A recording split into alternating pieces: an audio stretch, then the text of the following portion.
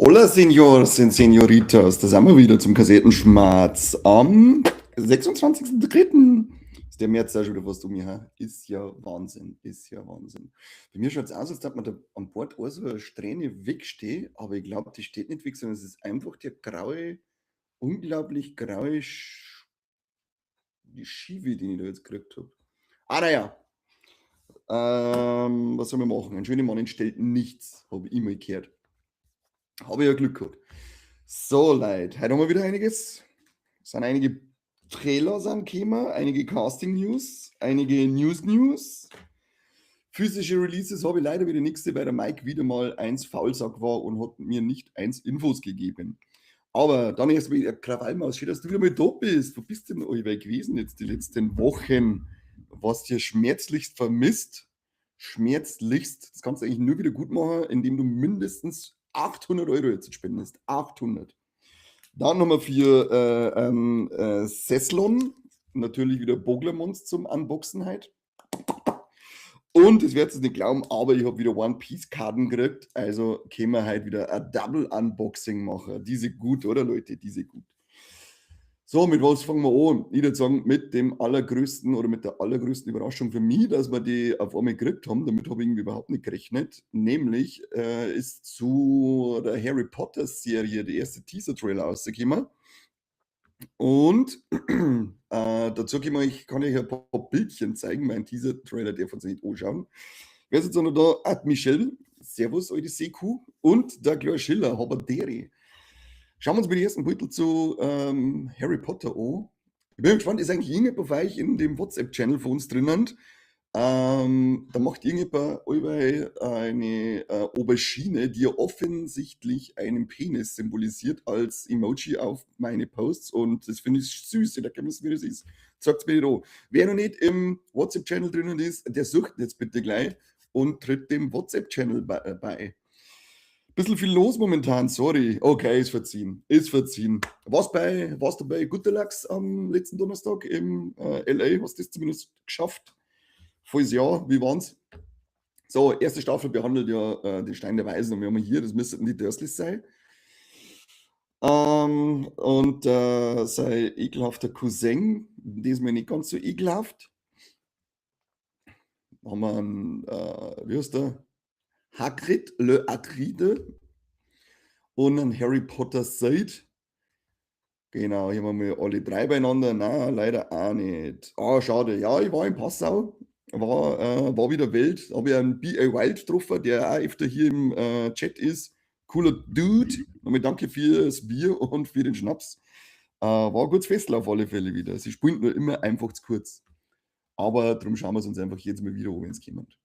Da haben wir alle drei beieinander. Sehen wir aber noch in Nahaufnahme den schönen Hogwarts zugeschaut. Allgemein vom Stil her finde ich, wenn ich so die Beutel sehe, wirkt es eigentlich, als war es wie in der Filmwelt. Also, sie, glaube ich, haben sie, ähnlich wie es bei der Herr der Ringe-Show ist, am Design schon auch stark an die Filme orientiert. Da haben wir Termine. Wer ist sie? Speaking of Hopes, the Hogwarts uniforms have been revealed too. Bla bla bla bla bla bla bla bla. Keine Ahnung, aber das kann, wer kann denn das sein? Wie heißt's? Die sind Katz verwandelt. Sagt's mir's. Fällt mir noch mal ein. Schreibt es in die Kommentare, wie es gleich wieder heißt, die gute Dame, die sich in Katz verwandeln kann. Gonagel, genau, Gnädelwurzler, bester Mann. Dann haben wir einen Dumbledore. Potter wieder mit seiner Eule. Potter. Was hat eigentlich der Malfoy für eine geile Frise, hä? Wie geil ist diese Frisur? So, ein Snape. Und Weasley, Ron Weasley. So, das war's an Bildern. Ich glaube, es darf eigentlich auch noch ein Beutel vom Quidditch geben, aber das sieht man eigentlich nur von hinten mit seinem Quidditch-Umhang. Ist jetzt nichts Weltbewegendes. Ich habe jetzt hier ein bisschen was gesehen. Schaut sich den Trailer an. Finde es geil, dass sie es auch zu Weihnachten bringen, weil es genau wissen, dass Harry Potter zur Weihnachtszeit kehrt. Irgendjemand hat halt einen Daumen runter gemacht bei dieser Aussage. Ich weiß nicht, wie kann ich das verneinen, dass Harry Potter zur Weihnachtszeit kehrt? Da bin ich ja direkt geisteskrank, oder? Da muss ich geisteskrank sein. Es geht nicht anders. Also, wer auch immer das war, sag's mir, weil ich weiß nicht, wie du auf die Idee kommst. So, übrigens, heute köstlichen Paulaner Spezi. Fergalicious. Fergalicious. Normal das beste Getränk, wenn man verkatert ist, aber heute geht's einmal so. Zu was ist noch was ein neuer Trailer rausgekommen? Ich muss kurz die Bilder durchforsten, die ich hier geöffnet habe. Genau, kurz vorm Start jetzt von Kassettenschmerz ist der Trailer to The End of Oak Street gekommen und das schaut ja mal irgendwie richtig crazy aus. Die ganze Straße verschwindet scheinbar irgendwo hin, das hat man noch nicht so genau rauslesen können und ist dann wird dann auf einmal von Dinos heimgesucht. Also die Prämisse, die hört sich schon mal witzig an. Okay, wir teilen es wieder nicht mehr, du Schweine Mistding. Ja, mein inneres Kind ist auch durchtrat. Also da bin ich schon richtig heiß auf auf dieses Harry Potter-Universum in Serienformat und halt geil, weil man halt einfach noch mehr Details, die in die Filme weglassen haben müssen, sehen können, und wenn man so als Serie ausballern. So, jetzt hat hier Poster von The End of the Oak Street. Die komplette Straße verschwindet. Ewan McGregor, Anne Hathaway dabei. J.J. Abrams ist mit am Start. Und ich glaube, der David Robert Mitchell müsste der Regisseur von It Follows sei. Ich hoffe, dass dass er danach jetzt mit They Follow gleich weitermacht. Trailer schaut cool aus, weil man kann sich irgendwie überhaupt nicht richtig vorstellen, warum. Also die große Frage wird dann sein, warum ist das so? Was passiert eigentlich? Da bin ich schon gespannt drauf. Hoffen wir schön, dass sie es gescheit umsetzen. Ja, da bin ich guter Dinge. HBO steht dahinter und HBO hat doch bisher eigentlich keinen Käse gemacht, wenn wir uns mal ehrlich sind. Oder nicht viel Käse. So, ein neuer Trailer zu Devil May Cry Staffel 2, dem Anime auf Netflix. Müsste im Mai jetzt schon losgehen. Und ja, ich glaube, da erwartet uns gewohnte Kost wie aus Staffel 1, die in meinen Augen ziemlich geil war. Ich freue mich drauf. Aber ich bin halt ein Anime-Nerd, das kommt auch noch dazu. Stehe ich drauf. Erster Trailer zu Vaiana, der Realverfilmung. Und ich weiß nicht, wie es euch geht, aber es ist echt ganz komisch, wenn man The Rock mit so langen Haaren sieht. Ansonsten muss ich sagen, schaut der Trailer schön aus. Es ist cool, dass Fucky und der Gockel dabei sind. Und der Gockel und das Fucky halt auch scheinbar in dem Stil von Vaiana Animation sind und nicht in so echt gehalten, wie sie es ja jetzt halt eigentlich fast die ganzen Realverfilmungen von die Disney-Filme mit den Tieren gemacht haben. Zumindest der Gockelmann, ich schaut ziemlich nach diesem Cartoon aus. Ich bin gespannt, ich bin noch mich jetzt so vor kurzem erst angefangen, dass ich meinen ersten Teil noch mal anschaue, weil ich den zweiten noch nicht gesehen habe und hauen wir jetzt mir beide Teile ein. Und dann bin ich gut vorbereitet für die Realfilmumsetzung von Vaiana. Und DreamWorks haut auch wieder einen raus, nämlich Forgotten Island. Ist der Trailer, glaube ich, auch heute rausgekommen. Was heute? Kann sein. Gestern oder heute. Schaut ziemlich cool aus. Geht um 2 Freundinnen, die anscheinend in irgendeine andere Welt gerissen werden und da dann langsam alles vergessen und auch einer Freundschaft, und das müssen sie halt unbedingt verhindern. Der Animationsstil ist an den zweiten Teil von der Gestiefelte Kater angelehnt. Ist auch der gleiche Regisseur.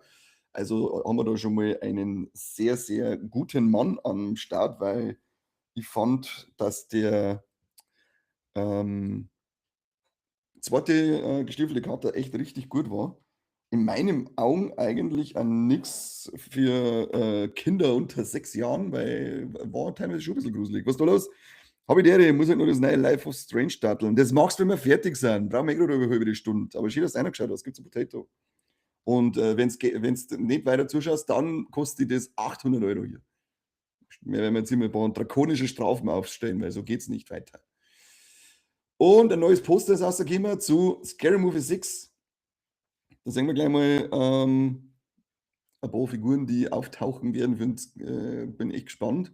Ich kann mir noch überhaupt nichts darunter vorstellen, wie dieser Film werden soll. Ich werde vorsichtig rangehen, aber nach dem ersten Trailer bin ich einigermaßen positiv gestimmt, muss ich ehrlich sagen. Der zweite Kater war richtig gut. True this. So, und wieder mal, es ist also, was war das jetzt vor kurzem? Genau, der Mike Flanagan Exorzist, da haben wir ja praktisch jede Folge ein neues Casting gehabt, bis zu der letzten Folge, wo wir dann endlich über den Drehstart berichten haben können. So zieht ja Gesichter des Todes durch. Gerade haben die scheinbar jede Woche ein neuer Trailer aus, so wie jetzt ein neuer Trailer, ein neues Poster. Neue Trailer schaut aber diesmal ein bisschen, also der verrät ein bisschen mehr, ohne dass er spoilert, würde ich jetzt nicht sagen, und macht Bock drauf, dass man sich den anschaut, zumindest bei mir. Bin echt gespannt, wie hart das er wird, weil der Trailer, der lässt schon vermuten, dass es da nicht zimperlich zur Sache gehen wird. Gniedelwurzler, was sagt er? Ich habe einen Peaky Blinders Film und das Stream von Toxic Avenger gesehen. Gute Filme. Peaky Blinders habe ich noch nicht gesehen. Toxic Avenger habe ich gesehen. Muss man sagen, ich war von Toxic Avenger eher enttäuscht als überzeugt. Da hätte man wesentlich mehr rausholen können aus dem Ganzen. Aber vielleicht kriegen wir noch eine Fortsetzung. Was ich richtig kacke fand, war diese Post-Credit-Scene. Da wo er dann nochmal das Frühstück herrichtet. Keine Ahnung, was das sein hätte sollen. Das ist nicht witzig, das ist nicht unterhalten, das ist irgendwie einfach nur da, damit es da ist. Und auf was ich mich heute, oder über was ich mich heute richtig gefreut habe, war ein neues Charakterposter zu Super Mario Galaxy und wir kriegen einen Fox McCloud und die Affen aus Monkey Ball oder Super Monkey Ball. Ja, die habe ich geskippt. Ja, hast nichts versammelt. Viel geil, weil, wenn wir jetzt da schon McCloud mit einen drin haben und Fox und vielleicht noch ein paar mehr Figuren aus Nintendo-Universum, dann kann man es ja irgendwann einmal einen Part vom künftigen Super Mario-Film mit Smash Brothers füllen oder ein kleines Turnier einballern. Hätte ich Bock drauf, war cool. Wir haben ja Mario Kart auch schon drin gehabt. Also könnte das ja auch funktionieren. Wozu ich jetzt gerade kein Poster mehr gefunden habe, wo der Trailer aber geil ausschaut, ist The Furious. Sind einige Leute von The Raid dabei. Und ich muss gerade schauen, meine Katzen kratzen da irgendwas über die über. Aber solange es gerade der Kratzbaum ist, geht's noch. Einige Leute von The Raid dabei und die Kämpfe aus dem Trailer schauen schon wieder brutal geil aus.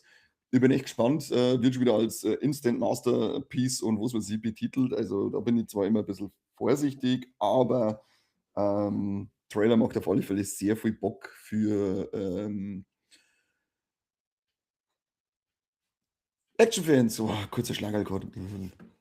Und eine weitere Ankündigung, das ist jetzt eine Mischung aus Ankündigung und Poster, weil sie ein Poster mit rausgeschissen haben. Aber wir kriegen im Mai ein neues Marvel Special in Form von The Punisher One Last Kill. Finally. Und danach sehen wir ja dann auch wieder bei Spider-Man. Bin ich schon gespannt drauf, weil hier darf er wahrscheinlich dann bei One Last Kill, darf er wahrscheinlich wieder richtig Gas geben. Und bin ja gespannt, ob man bei Daredevil Staffel 2 sehen, die ist jetzt auch losgegangen. Schon mal ein kleines Foreshadowing auf die Streaming-Releases der Woche. Erste Folge Daredevil Born Again. Da ist er noch nicht dabei, aber vielleicht sehen wir ihn noch. Ich hätte auf alle Fälle mega Lust. Dann gehen wir mal auf unsere Castings, die bekannt gegeben worden sind. Als erstes haben wir hier mal den Mahershala Ali. Der ist für Task Staffel 2 gecastet worden. Da bin ich immer noch nicht drinnen, da hat die schon irgendjemand gesehen. Martial Arts ist immer geil. Absolut. Vor allem, wenn es so geil umgesetzt ist wie bei The Raid. Auf das hatte ich hoffen bei The Furious, dass wir wieder viel One-Shots haben, weil ich diese Schnittstaccatos hasse, die es bei den Kämpfen ja so gern mit einbauen, dass du teilweise schon den nächsten Schnitt hast, bevor du überhaupt den anderen Schlag noch sechst, wieder in seinem Ziel landet. Da hoffe ich, dass wir da uns ein wenig zurückhalten mit der Schneiderei, aber schaut schon mal vielversprechend aus. Also schaut es nicht an. So, hier nochmal Mahershala Ali für Task 2. Hat die erste Staffel jemand gesehen? Falls ja, Empfehlung oder Nicht-Empfehlung? Bitte gib Info. Dann Fallout 3 hat sich jetzt einen Ron Perlman geschnappt. Der hat sich in einem Post, oder in dem Post mit der Bekanntgabe von ihm, hat er auf alle Fälle ein bisschen umeinander gemault, was einer einfällt, dass sie nicht schon früher gefragt haben. Ab der ersten Staffel wollte er gerne dabei sein, aber er darf jetzt zumindest ab der dritten dabei sein. Dann passieren ja gerade die Dreharbeiten zu The Studio, Staffel 2.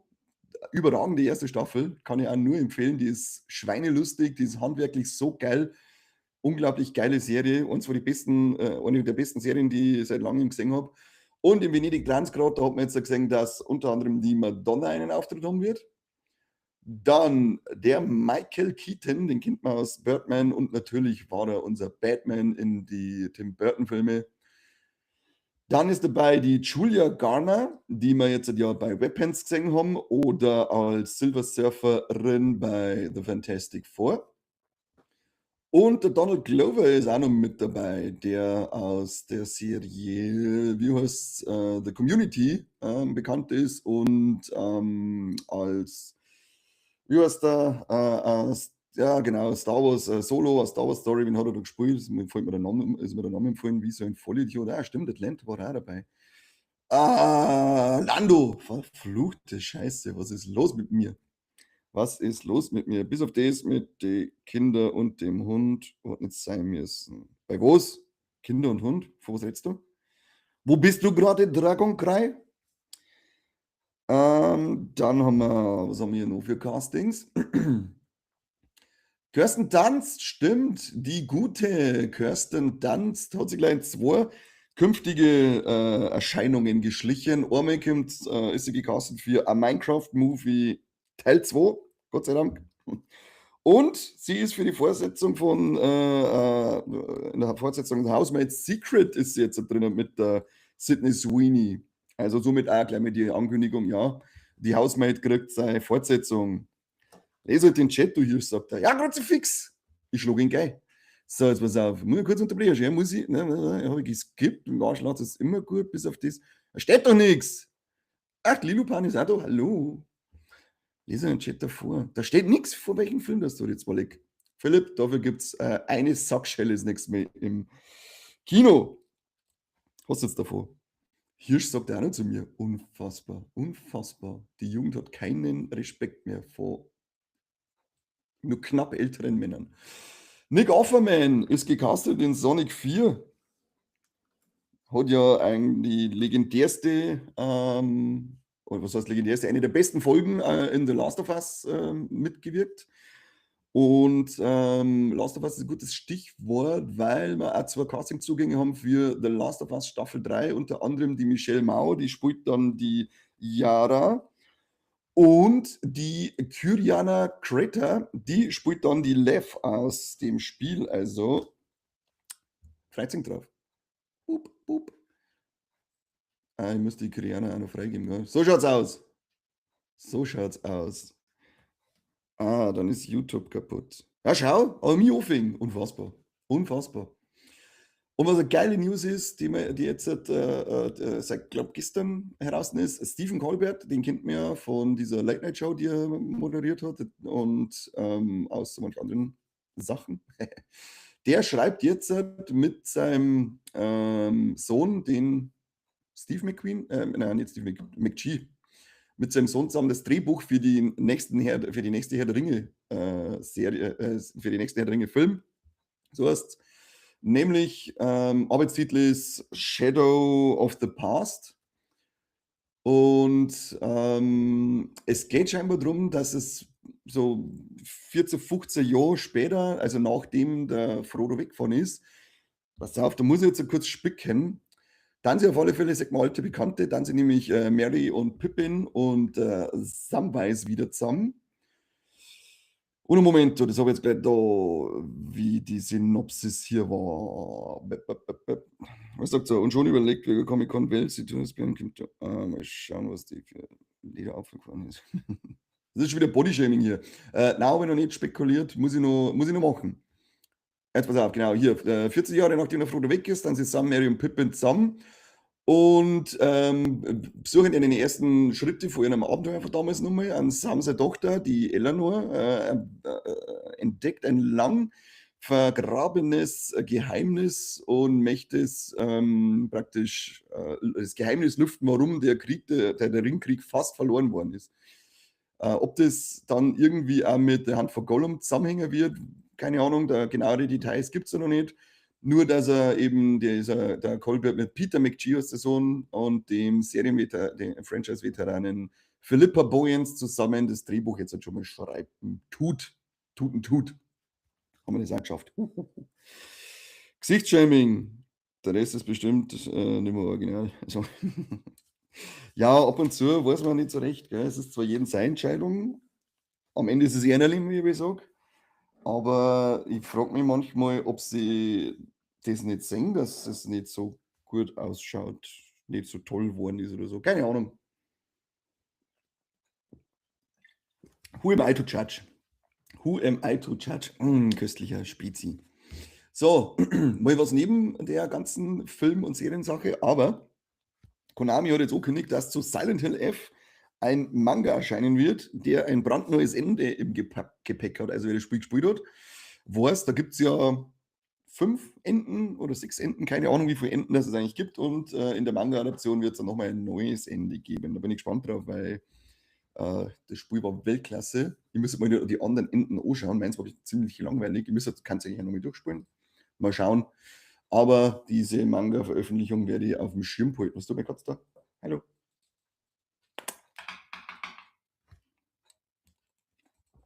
Catweasel. Da. Schein, komm rein. Fotobomb. Ah, nicht aufsteigen. Was ist das denn? So, das ist schon wieder zu viel. So. Fall für nicht Todi Spelling googeln. Okay. Ich weiß nicht, was du damit meinst. Wonder Man kriegt eine zweite Staffel, die ist jetzt angekündigt worden. Da, ja, ich hoffe, dass sie dann ein bisschen mehr wird. Die erste Staffel ist zwar gut, aber den Hype um die Staffel habe ich jetzt nicht, habe ich wirklich nicht verstanden. Ähm, keine Ahnung. Aber schön, dass wir eine zweite Staffel kriegen. Man kann in dem Universum sicher noch mehr verzeihen und dann war es ja vielleicht einmal Zeit, dass der Wonder Man dann auch seine Kräfte einsetzen darf und irgendwas tut. Das haben wir nämlich in der ersten Staffel 1,3 Mal gesehen. Dann kriegen wir vielleicht jetzt tatsächlich bald irgendwann eine Fortsetzung zu Jennifer's Body, wer auch immer das gebraucht hat oder haben will. Da war der erste Film in meinen Augen schon eine riesige Gurke. Müssen wir zwar noch mal anschauen, weil den habe ich damals zu Release gesehen, da hat er mir aber gar nicht gefallen. Da war, er, glaube ich, auf mehr Gore und so eingesteckt gewesen. Habe ich da nicht gekriegt, war ich stinksauer, dann habe ich ihn weggepackt. Mal gucken, weil der Autor, ich glaube, Cody sowieso, der schreibt, hat jetzt in einem Interview gesagt, dass er gerade an der Fortsetzung schreibt. Daredevil, habe ich ja schon gesagt, Staffel 2 läuft ja jetzt schon auf Disney Plus. Die erste Folge ist heraus. Und sogar bevor die angefangen hat, sind schon die Dreharbeiten jetzt zur Staffel 3 losgegangen. Freut mich sehr. Schaut auch mega geil aus in seinem schwarzen Anzug, den er da jetzt endlich mal anhat. Wir haben schon eingeschaut. Was sagt ihr dazu? Wie gefällt er euch? Ich finde es wild. Und die ersten Handlungsinfos haben wir zu der Assassin's Creed-Serie. Die soll nämlich in Rom spielen, in dem alten Rom. Und für Serienveteranen von der Reihe heißt es, oder zumindest lässt es hoffen, dass wir die Geschichte vom Ezio kriegen. Oder irgendwas mit dem Ezio. Es war auf alle Fälle geil. Ezio ist ja so mit Black Flag, ist ja diese Ezio-Trilogie das beliebteste aus dem Franchise. Und für mich auch eine der geilsten Figuren gewesen. Also sie kannten es eigentlich gar nicht besser machen, als dass sie diese Geschichte, diese Figur nehmen und in Realwelt ballern, die Leute. Keine Ahnung, ob irgendjemand den Comic Powers kennt. Ich habe nur mal den Namen schon mal gelesen. Vom, wie heißt der? Kurzes, Brian Michael Bendis kriegt jetzt auf alle Fälle eine animierte Serie auf Netflix.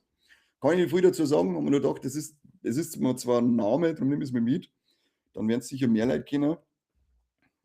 Vielleicht ist es für den einen oder anderen interessanter, als es für mich in dem Moment ist. Ich werde demnächst in Daredevil reinschauen, habe jetzt wieder Zeit, nachdem Netflix erst im September wieder mit Jojo rausrückt, die Penner. Ist es jetzt halt offiziell oder wird das erst im September die zweite Folge, ist das richtig, die zweite Folge dann erst kommt oder wie? Das ist ja völlig Banane. Wo bist du bei Daredevil? Also musst du anfangen komplett oder kannst du mit der zweiten Staffel gleich einsteigen jetzt von Born Again? Dann, was mega geil, ein geiles Ding werden kann, also wahrscheinlich wird, aber ich glaube, Leben kosten könnte, zum Beispiel meins. Talk to Me kriegt soll eine sehr äußerst immersive Serie kriegen für die Meta VR-Brille. Und ja, du stirbst.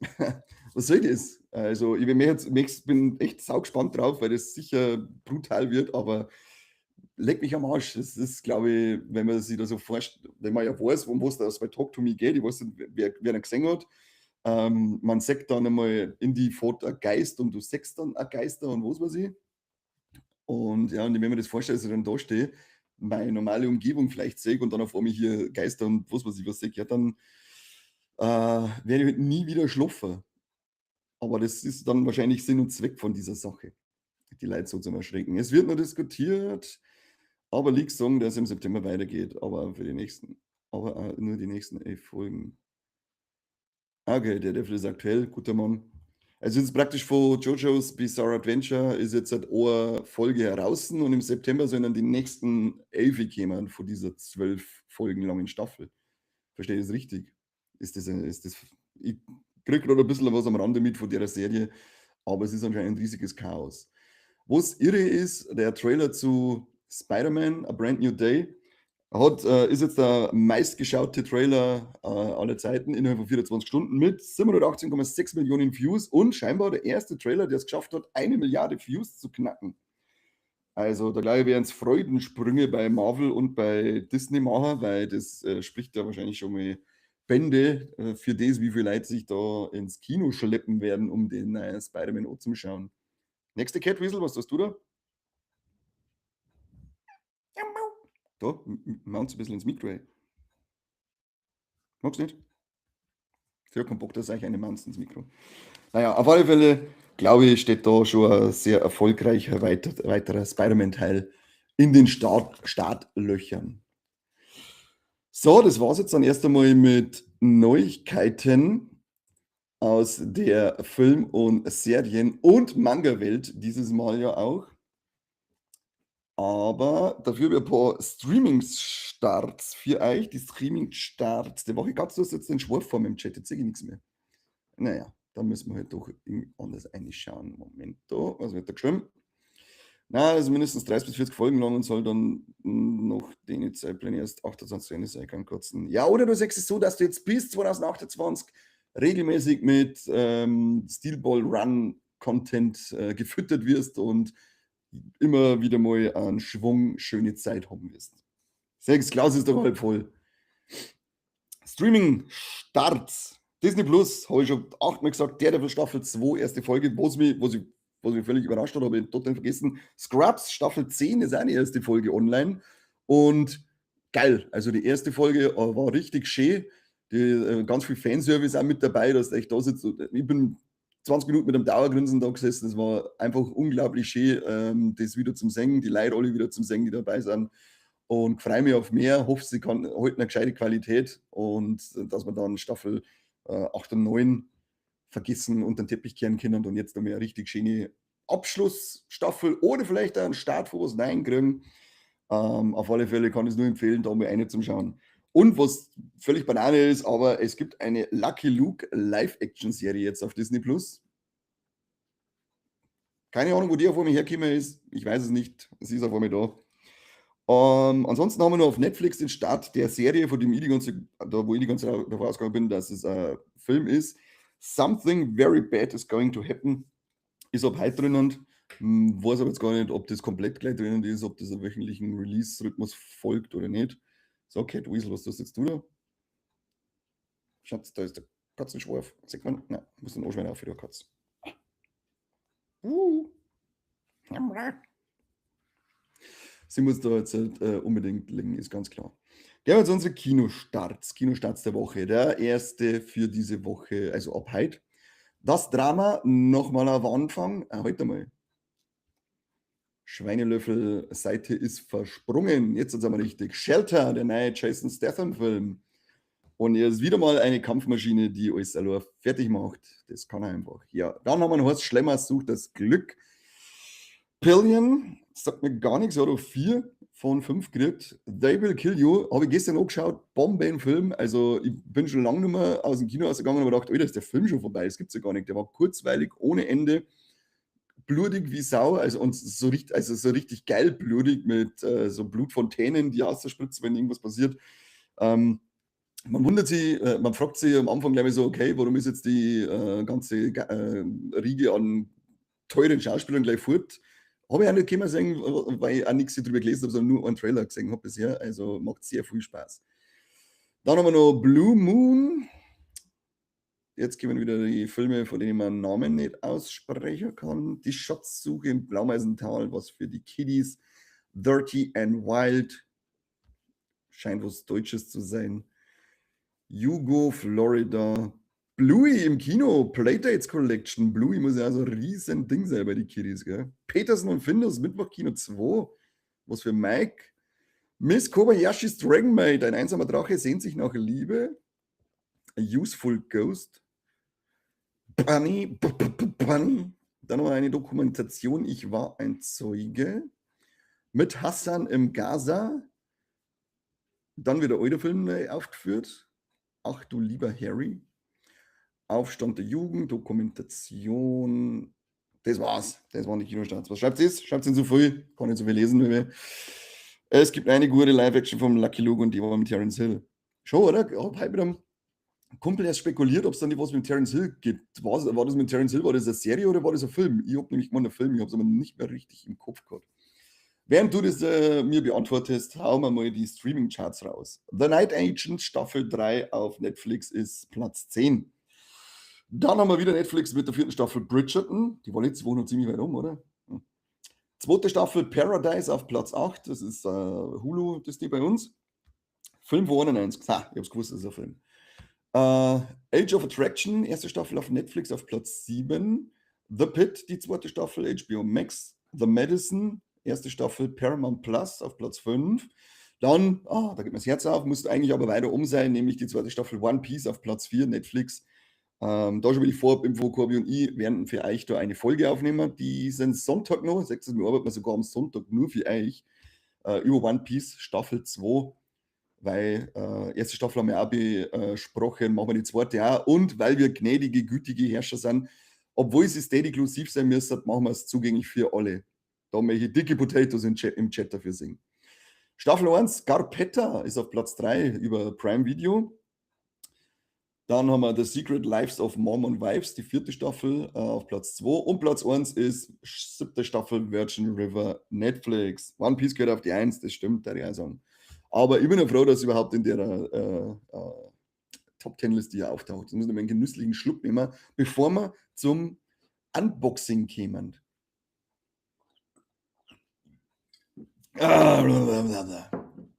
Wir sind unwürdig. Na, seid würdig, darum mache ich es ja für euch. Fangen wir an mit One Piece. Katz, musst du schauen. Ich weiß nicht, ob man das sieht, aber sie liegt jetzt da so bei mir rum.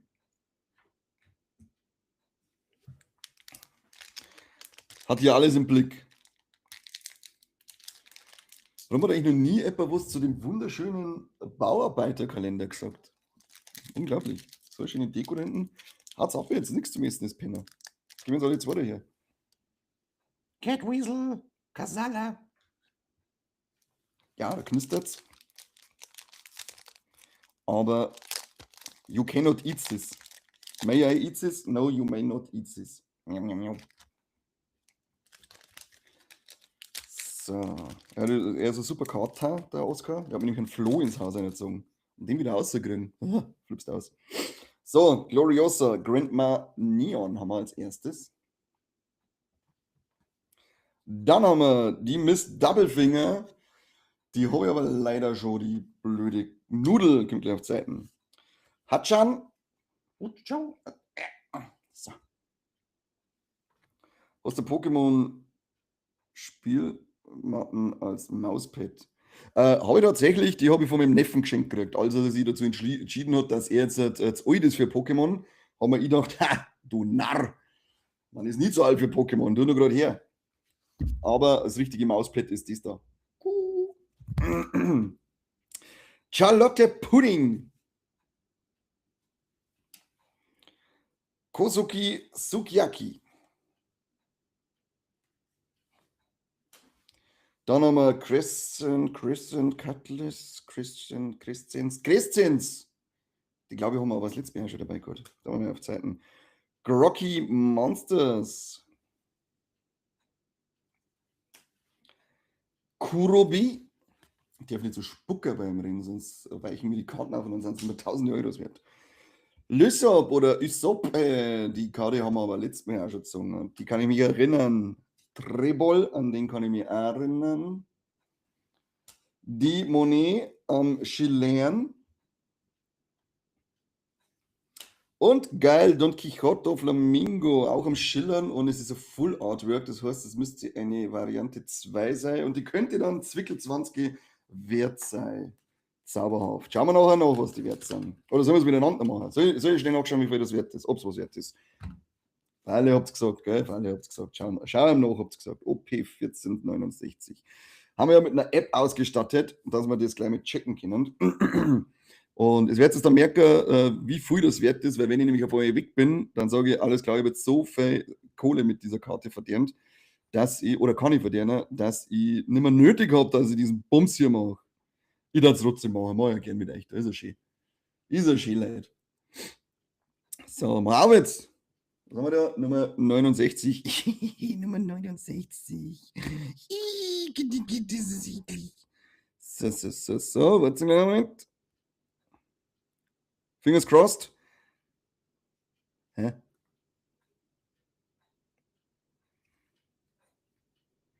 Die Arschlöcher! Das ist tatsächlich, ist es nicht die V2, sondern das sind beide in einer Full Art. Und ich habe die für 50 Cent. Naja, immerhin noch mehr als die 2 Cent für alle anderen Karten. Glück gehabt, Leidels, ich bleibe euch erhalten. Bin immer noch da. Schauen wir nur zu den Pokémons rein. Boglamons, was kennen die Boglamons? Werden wir mit den Boglamons reich werden oder nicht? Hätte ich mal geschaut, wegen die Naruto-Karten, die sind ja irgendwie bei uns nirgends erhältlich gewesen und wenn sie in den Shop gehabt hat, waren sie sofort ausverkauft. Haben wir ein bisschen auf Ebay rumgekuckelt und also sind die ersten Karten schon wieder für 3000 Euro drin. Was ist los mit euch? Ich habe nicht einmal irgendwo einen Booster kaufen können, jetzt Pissbacken. So, Pamo mit Durchrütteln. Ja, genau, das werde ich mit den ganzen Scalper auch machen. Auch mal richtig durchschütteln, das Arschgeigen. Tarundel, Fadenschuss. Den hat sie mir in letzter Zeit irgendwie aus der Nase, weil Allergie Level 9000. Katzen fahren sie ja. Riolo mit Boxschlag und Fußkick. Die brauchen wir dann für die Scalper, falls es Durchrütteln nicht gefällt. Magneton, Kugelblitz und Explosion. Kugelblitz haben sie zu mir im Fußball gesagt. Tempocross vom Kapilz. Was sagt er? Ich hätte noch 3 Pokémon-Backerl für dich, aber ich komme irgendwie nicht mehr ins Kino. Dann kommst am, ich glaube, nächsten Freitag, ich weiß nicht, ob es da ausgeht, aber kann ich gleich sagen, stimmt, nächsten Freitag ist wieder Sneak des guten Geschmacks in die Cineplexens, Neufahren, Waldkreiburg, Erding und Vilsbiburg und wir werden in Vilsbiburg sein. Also, das müsste da, was ist das für ein Datum? Ist es der 3.4.? Genau, am 3.4. Voltrian, geübter Sturzflug und einen Donnerkeil. 19, spinnt sich nicht so, ist Deppen. Stehen sie im Gang und knurren sie an. Scaraborn, super starker Wurf und Hornattacke. Da kommt er, der Philipp, sehr schön. Das mögen wir. So, Mastiff Joso mit 1 Schillerung. De Denne mit 1 Schillerung. Und ein Grimanzo mit 1 Schillerung. Aber keine Full Arts, da haben wir noch Psycho, keine Full Arts oder sonst irgendwas. Heißt, wir gehen nicht reich nach Hause nach diesem legendären Kassettenschmerz-Stream. So Leute, das war's. Haben wir wieder durch für heute. Danke an alle, die zugeschaut haben. War schön. Ich schicke euch noch schnell ein paar Herzen in den Chat rein. Die Woche rausgekommen, VHS IT5, Found Footage Anthologie. Der Mike und ich haben es besprochen. Jetzt ist euch auch, ist geil. Schaut auf Steady, gibt ein paar Steady-inklusive Folgen, kommen mittlerweile wieder regelmäßiger. Also das Abo rentiert sich immer mehr. Folgt uns überall, wo es uns findet. Steht immer noch, wie gesagt, 3000 Abonnenten, wenn wir haben auf Instagram. Dann gibt es ein Grillfestel, da machen wir dann ein kleines Community-Grillfestel, bei der wir dann einen erlesenen Kreis an Leuten einladen werden. WhatsApp-Channel, einen WhatsApp-Channel, sucht unseren WhatsApp-Channel, sucht unseren Discord.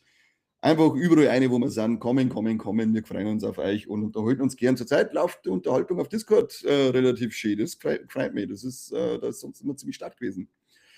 Ansonsten, dickste Kartoffeln an alle. Küsschen auf die Nüsschen. Schön, dass ihr da wart. Macht es gut und bis nächste Woche, Babys.